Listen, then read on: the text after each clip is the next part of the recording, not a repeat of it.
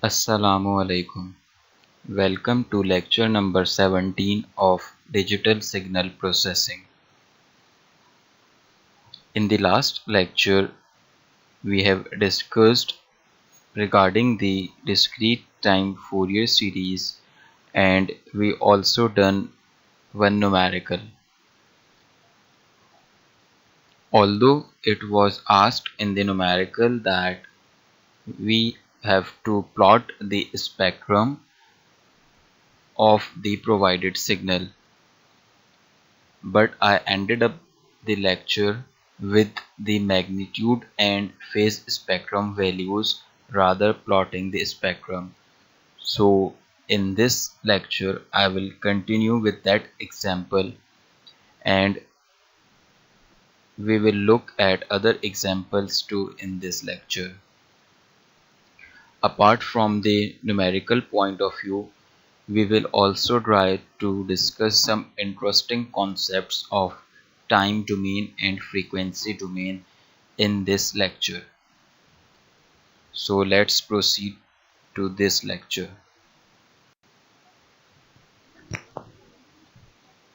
As you remember that we have to obtain the spectrum of the provided signal, which is sequence given as x of n 1, 1, 0, 0, where n is equal to 4 samples, and we are ended up with the solution of obtaining the spectrum, or the we can say the frequency components values.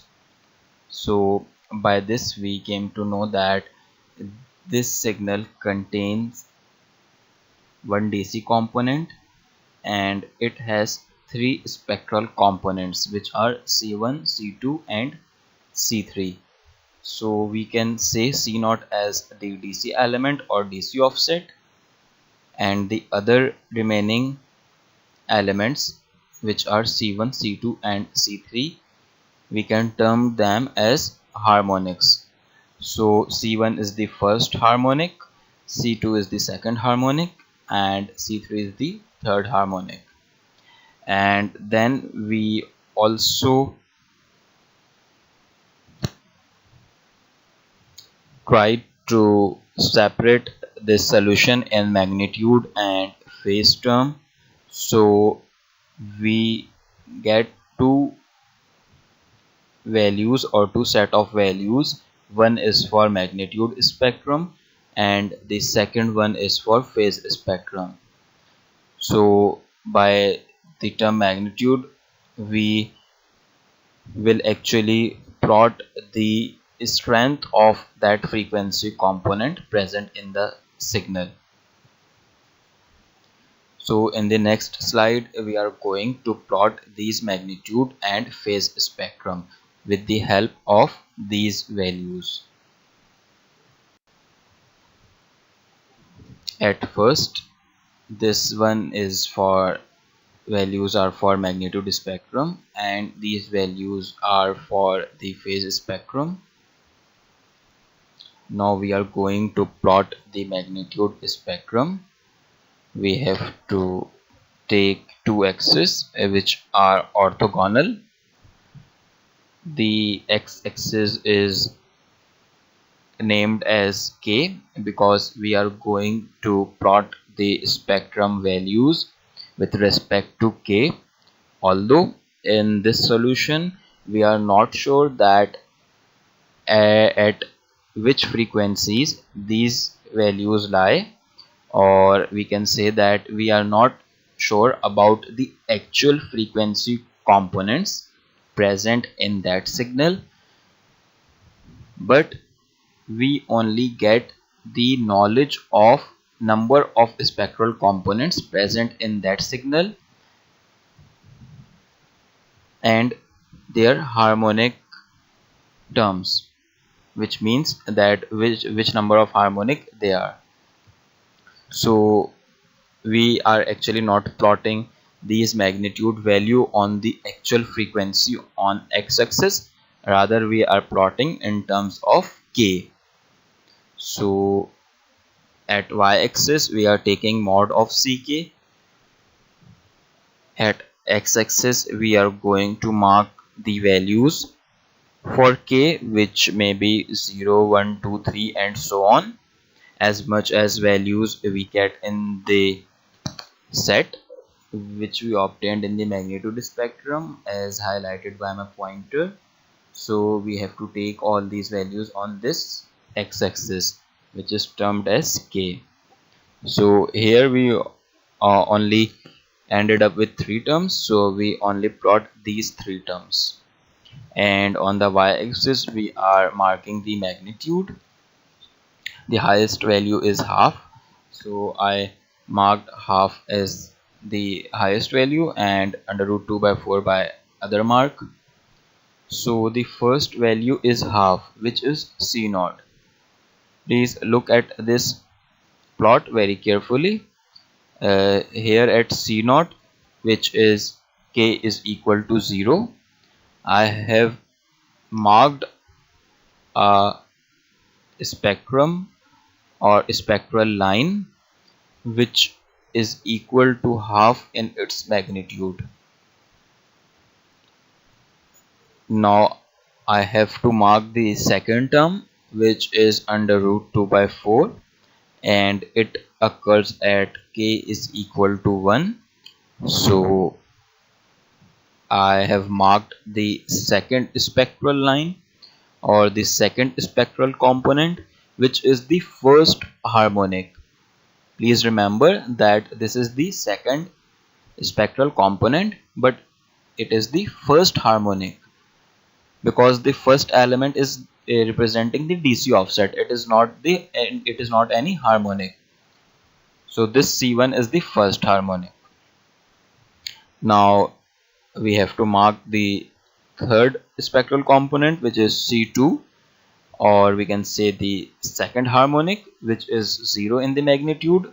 So I marked dot to represent the 0 at x-axis, and again I have marked C3 as under root 2 by 4. One interesting thing you can also notice from this result that we have obtained values C1 and C3 which are conjugate of each other. At one side we are getting 1 plus iota, and at another side we are getting 1 minus iota.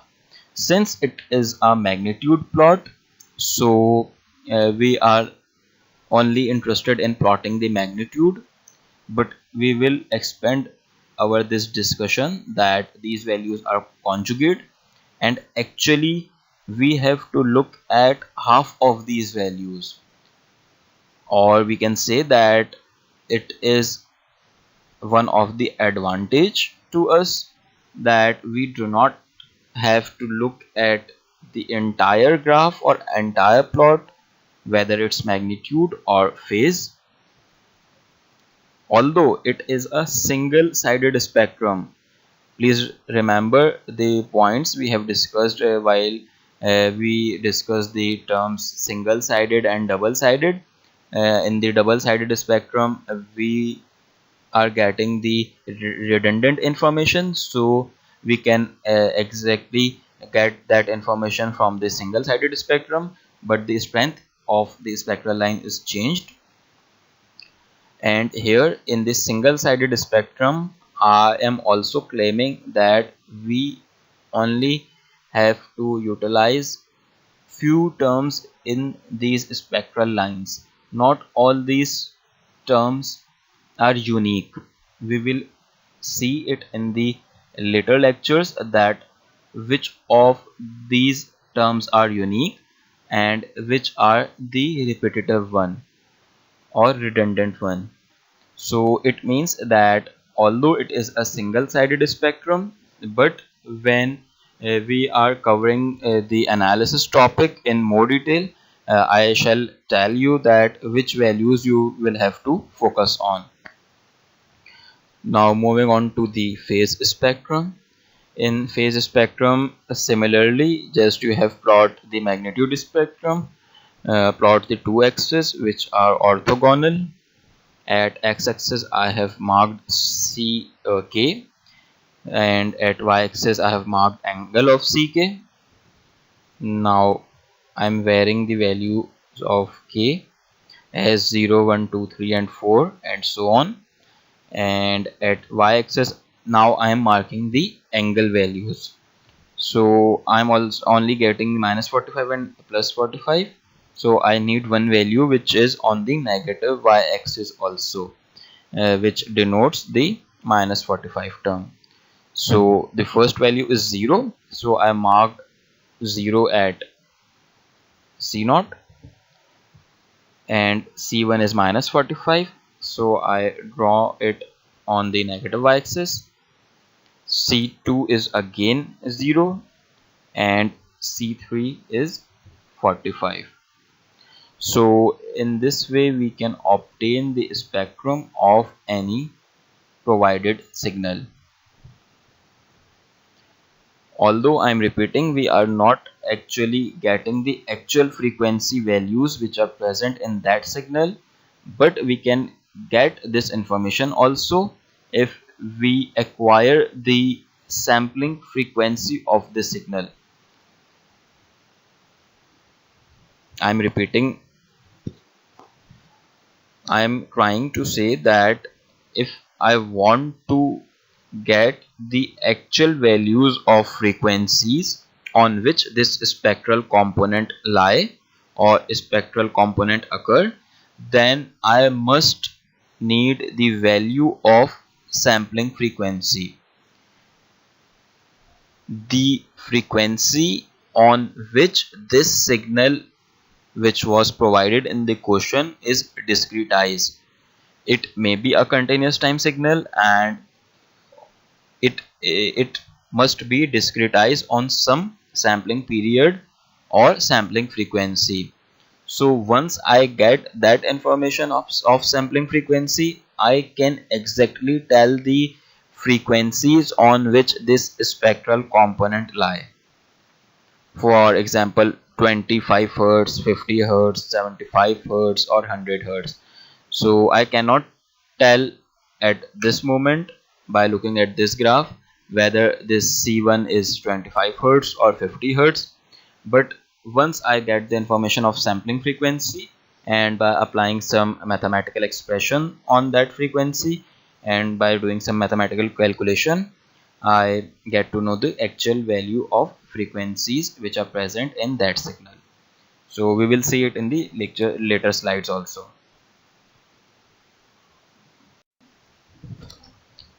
Now here in this slide, you people are provided with a task. Just as we obtain the spectrum of 1100, you are provided with another signal whose sample values are 1, 1, minus 1, minus 1, means 4 sample values are given, and it is explicitly mentioned that n is equal to 4, which means these sample values are repeating itself after every 4 samples. So we can obtain the spectrum by applying the DTFS analysis equation, which is similar what we have done in the previous question. So I would like you people to please solve this question, and I would add here that first solve this question by your own self, then proceed to the later lecture, because in the later slide I am going to tell you about alternate method to obtain the spectrum of signal with the help of any other signal. So I would like you people to first solve this question here and try to figure out the answer, then proceed to the next slide.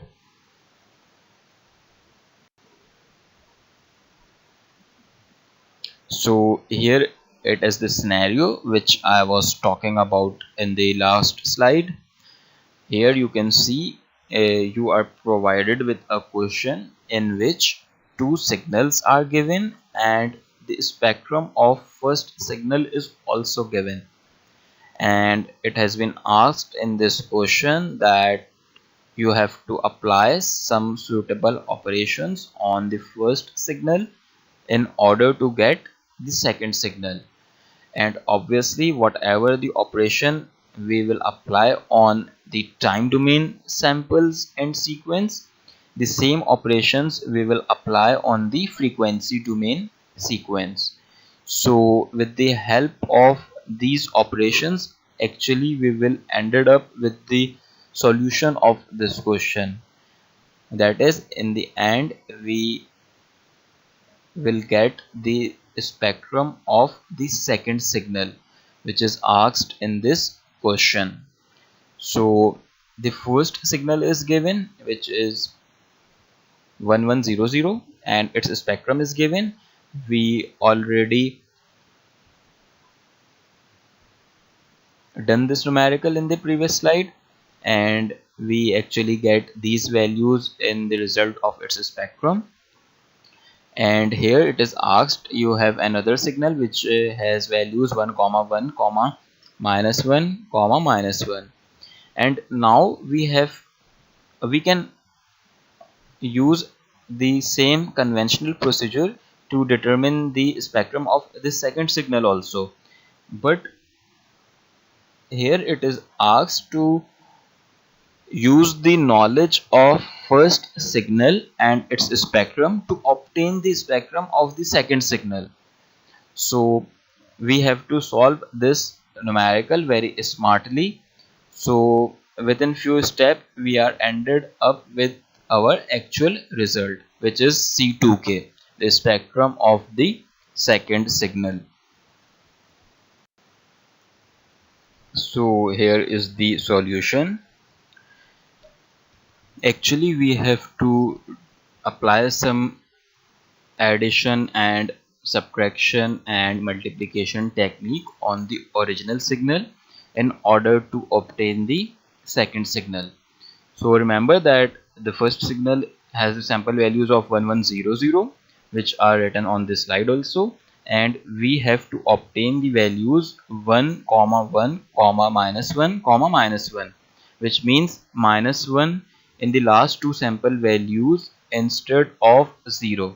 So we can apply addition or subtraction or multiplication or division.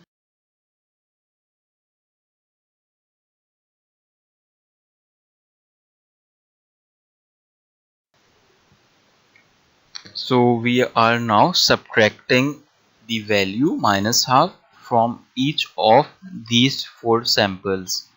Remember, whatever we will do in the time domain, either subtraction, addition or multiplication, it will be applied to all these sample values. For example, in this step, I am subtracting the value half from this entire set, which means every value will get subtracted from this value, and as a result I will obtain another set, and my signal x1 of n will become half comma minus half and comma minus half. So these four values we will get as a result of subtracting our original signal from minus half. Now we have to ask whether it is the desired signal. No, it is not our desired signal because we have to obtain x2 of n. So again we have to apply some other arithmetic operation on this sample or sequence. So in the next step I am going to multiply the entire sequence with 2. So after multiplying it with 2, all the sample values will be multiplied, and if I simplify these sample values, then I will obtain the sample values which are 1 comma 1 comma minus 1 comma minus 1, and observe that it is the required signal, which is x2 of n. So basically what I have done, I am provided with the signal, and with the help of some mathematical and arithmetic operations, I used that first signal to obtain the shape or pattern or sequence of second signal. So now I am going to apply the same sequence or same series of operation on its spectrum also, and you will see that without solving with the help of analysis equation I will get the results. But there are few points to note on the operation I will apply on frequency domain, because here I am doing it with the time domain. Whatever the operation I was applying, it will be applied to each sample equally, either multiplication or addition or subtraction or division. It will be applied to each and every sample, but it is not valid for the frequency domain. So what will happen in the frequency domain? Take a look of it. Here the first step is to subtract the value minus half. So in the frequency domain, please note that if we apply any additive or subtractive operation, we will apply it to only first sample, which is C0. We will not apply it to any other sample or any other harmonic, which means we will not add or subtract any term or any value in C1, C2, C3 and so on. So if there is operation of addition or subtraction, we will only apply it on the first sample value, which is C0. So I have applied the subtraction and I only applied to the first element, and the first element was marked as half, and after subtracting half from half I will get 0. So 0 is written in the slide also, and please note that other values are written without any change. I haven't subtract or add any value in the remaining sample values. So the first operation is of addition or subtraction, which is only applied to the first value. Remaining sample values are same. Now we have to apply multiplication. As you can see, in the second step we have multiplied our time sequence with 2. So now I am going to multiply my frequency domain sequence with 2. Please note that whatever integer we multiply in frequency domain, it will be multiplied to all the spectral components, is irrespective of whether it is DC offset or whether it is any harmonic. So 2 is multiplied to each and every element, like in the time domain. So after multiplying it with 2, I will get this set or these sample values, and if I want to simplify these values, I will actually get the answer of spectrum of signal x2n. So here x2n is written, which is 1 comma 1 comma minus 1 comma minus 1, and adjacent to it the spectrum belongs to this signal.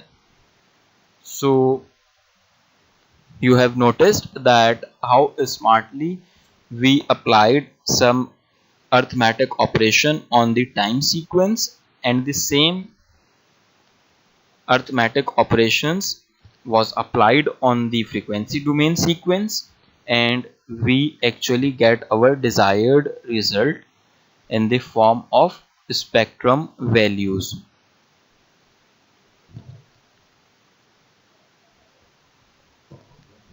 A question may arise in your mind that why we are applying the addition or subtraction operation only on the first element in the frequency domain.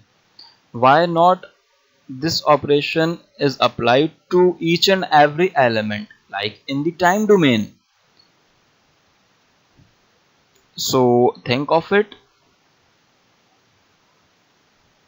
It is an interesting question that why we are applying only the addition and subtraction operation on the first element in frequency domain, although we are doing the same operation in the time domain with each and every element.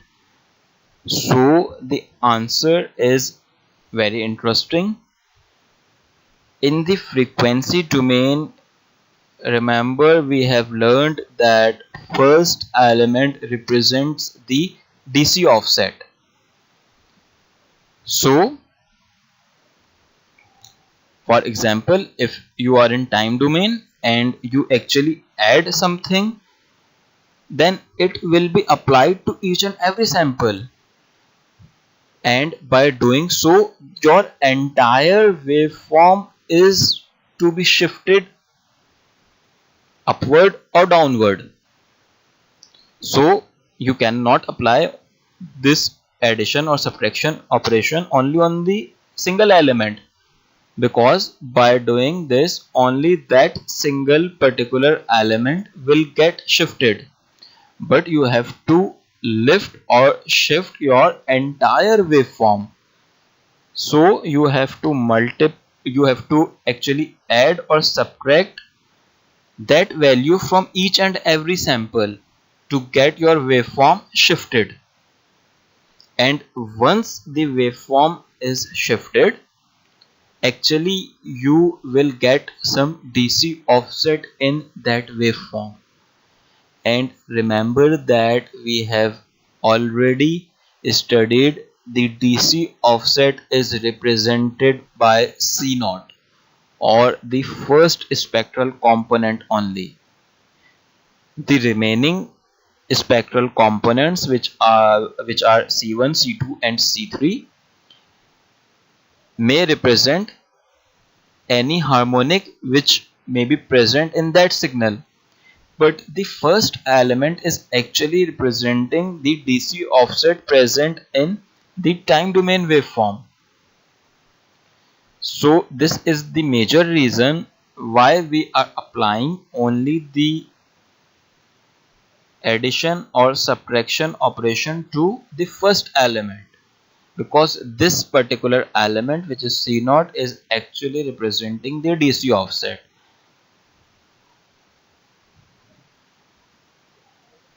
And why we are applying multiplication to all elements? Because if you multiply any integer in time domain, the whole sample or sequence will get multiplied, which means the entire waveform is changed by that factor. So it means the strength is changed.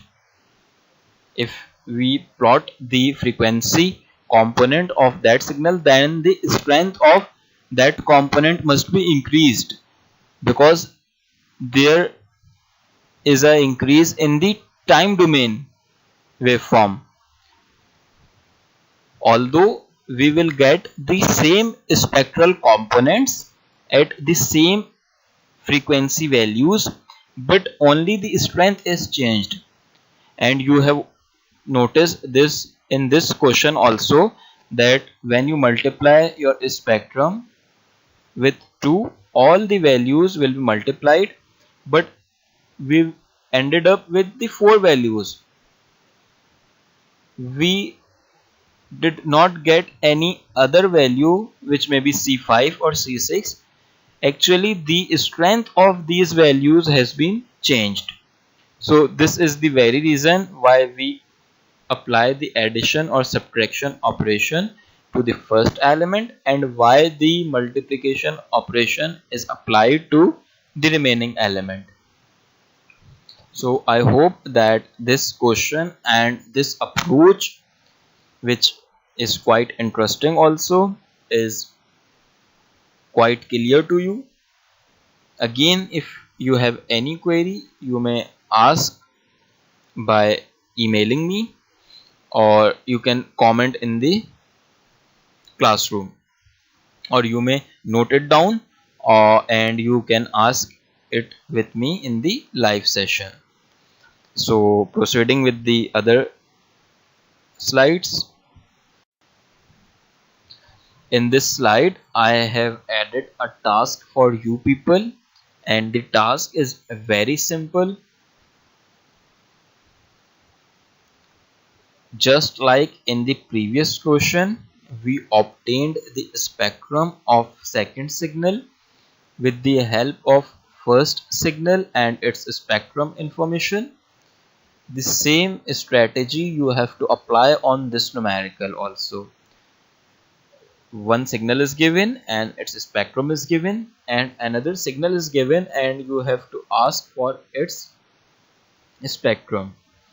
So apply suitable arithmetic operation on the time domain and frequency domain values of first signal to get the result or spectrum of the second signal.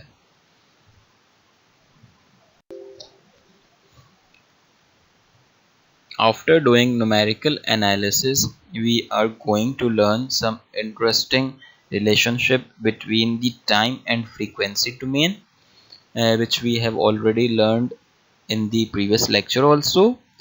So in this lecture, we will actually use these relationship to build new concepts, and you will see how interesting things will become with the help of these concepts. So once again, recall that if you have a rectangular pulse or rectangular pulse train in the time domain, you will get its transform, means in the frequency domain you will get sinc function. So the properties related to the rectangular pulse or rectangular pulse train is the pulse width in and time period, which pertains to the time domain, and in the frequency domain you will get sinc function, and in the sinc function you will face or you will notice lobe width and the spectral spacing. And spectral spacing, I have already told you in the previous lecture that spectral spacing is the basically spacing between two consecutive spectral lines, and the relationship which we have studied related to these parameters are once again mentioned in this slide. Lobe width is inversely proportional to the pulse width. Second one, spectral spacing is inversely proportional to the time period. And third one, spectral density is directly proportional to the time period, or we can say spectral density is inversely proportional to the spectral spacing, because the more spectral spacing is, the less spectral density is. So both are inversely related. So we are going to learn some interesting concept with the help of these relationships. So utilizing the concepts we have learned in the previous slide, we have a rectangular pulse train. Again, we can observe that signal is continuous and periodic also. So its function, its transform pair will be a sinc function, and that sinc function will be, as this signal is continuous, so aperiodic, and as this function will be periodic, so that must be discrete in nature. So discrete and aperiodic will be the nature of its transform pair. So here you can see that you will get the sinc function as a result of its frequency domain view, and this function is aperiodic in nature as well as discrete. So now we are actually doing some calculations on it. The analysis equation of dt CTFS, because it is a continuous and periodic signal, so CTFS analysis equation is used to come up with this expression, which is a tau over Tp, where tau is the pulse width, a is the amplitude, and Tp is the time period of the time domain waveform,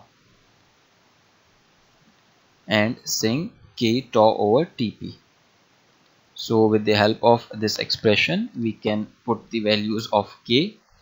So at different values of k, we will get different values of Ck, which are the spectral component information.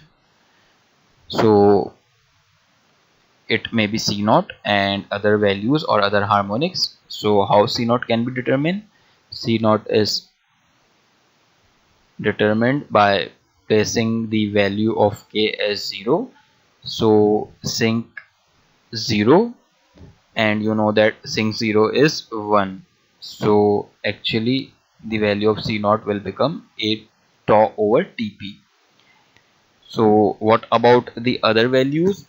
We will actually not interested in finding the all values. We only interested in finding the null points. By null points I mean to say, please see the pointer. These are the null points. This is the null point, this is again the null point, this is again the null point. By null point I mean to say where the spectral component is 0 or 0 crossing. So each and every single 0 crossing is the null point. So how we can get the null point? We know that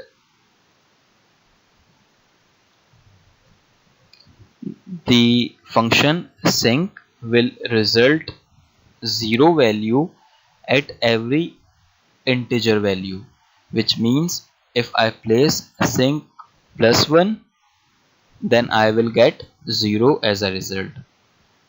If I place sinc minus 1, again I will get 0. So I will get the 0 crossing when this argument, which is the argument of this sinc function, will be equal to some integer value, which may be plus minus 1 or plus minus 2 or plus minus 3. And I know that time period is inversely proportional to the frequency. So actually I can replace Tp by 1 over Tp by F0. So K of F0 will become plus minus 1 over tau, 2 over tau, and 3 over tau. So it means that if my x-axis is representing kf0, then this first null point will be plus 1 over tau. Second null point will be plus 2 over tau. Third null point will be plus 3 over tau. Similarly, for negative x-axis, when k is equal to minus 1, then this first null point is at minus 1 over tau. Second null point at the negative x-axis will be at minus 2 over tau, and so on. So actually these plus minus 1 over tau, plus minus 2 over tau, plus minus 3 over tau are actually indicating the null points on the frequency axis or x-axis.